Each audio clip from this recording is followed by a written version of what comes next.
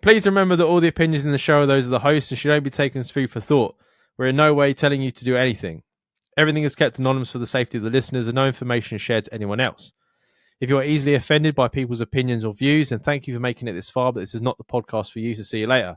And please enjoy the rest of the show.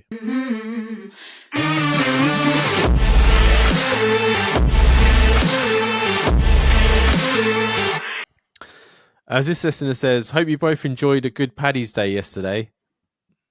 I didn't. I worked. Did you see that they dyed the water green in Chicago? Yeah, they do that every year. That's what someone said to me. That was the first time I've ever seen it.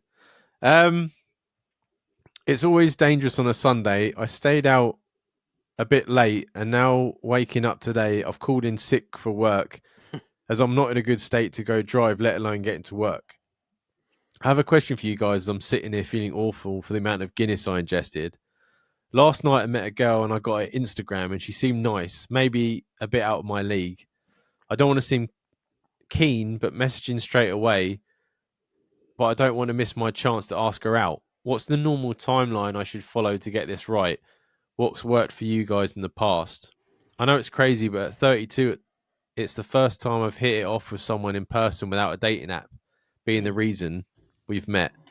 So it's all new territory about first contact when sober. P.S. If you're ever in Portsmouth, hit me up. We can go for a beer, definitely. I've never been to Portsmouth. Yeah, I don't mind. Yeah, I'd like to go to Portsmouth. I don't like Guinness. You ever split the G? You see that thing on TikTok about splitting the G? Yeah, Mashtag does it, yeah. Who? Mashtag does travelling things. Oh, he was in Prague. Yeah. He's got a weird head. I don't think it's a good idea to, like, obviously this was a while ago now, and I did message you back. I would never message when I'm hungover because you just be desperate. Well, yeah, and you could say something you probably would fucking regret. First of all, first part of the message when he said he called in sick, that is the worst day to call in sick, the day after Paddy's Day, because everyone knows that you're hungover. I caught a few people out on that.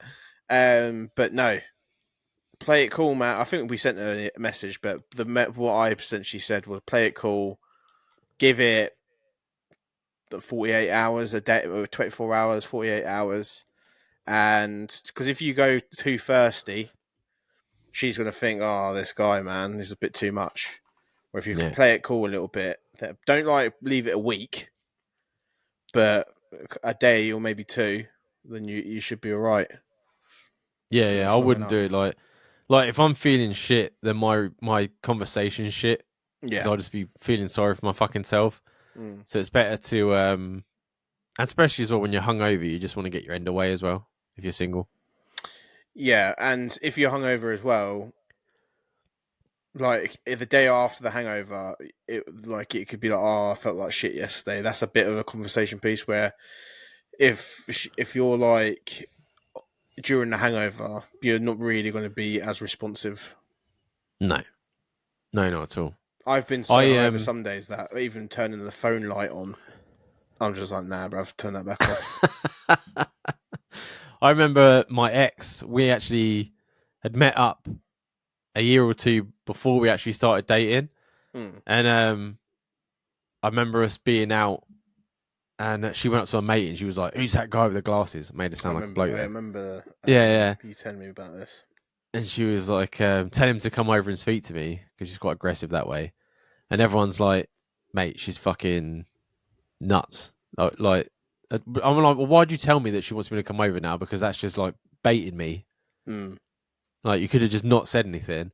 And then the whole night went on and I didn't really speak to her until we went out for a cigarette and I got her number or whatever.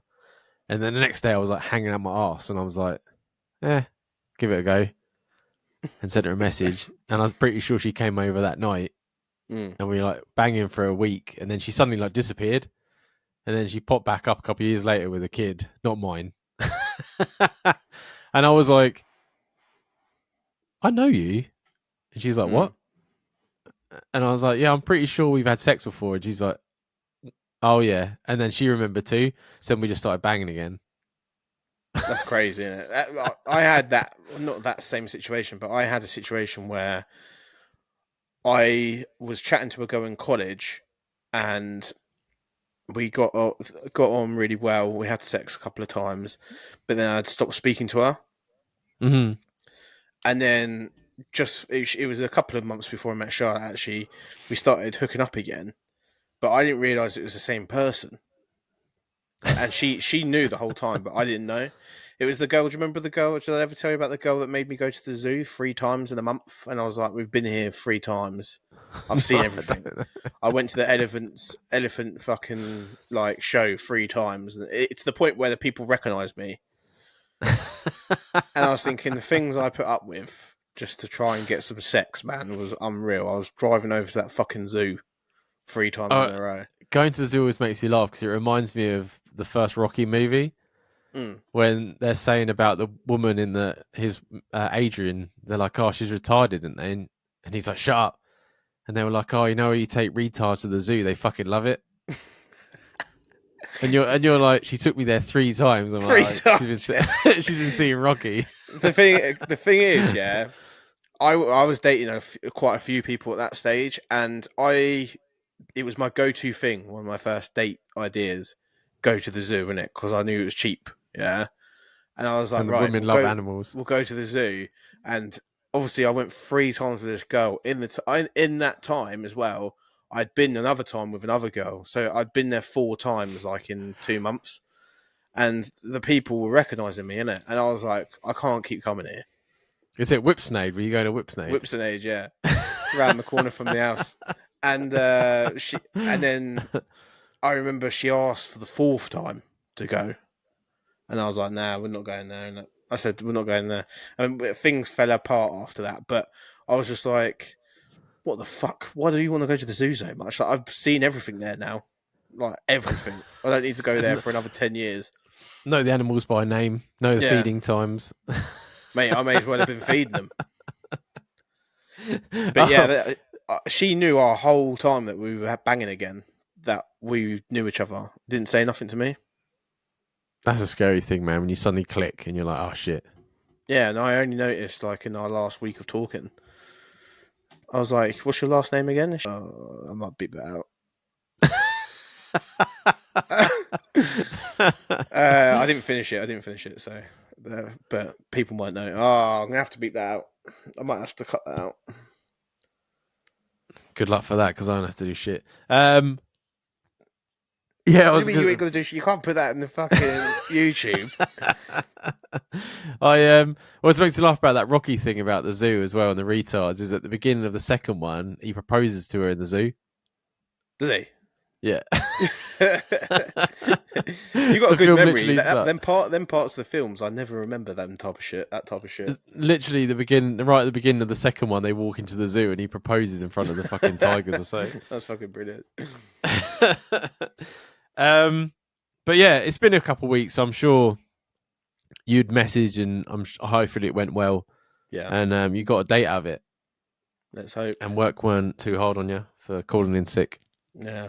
That's like ultimate Monday club.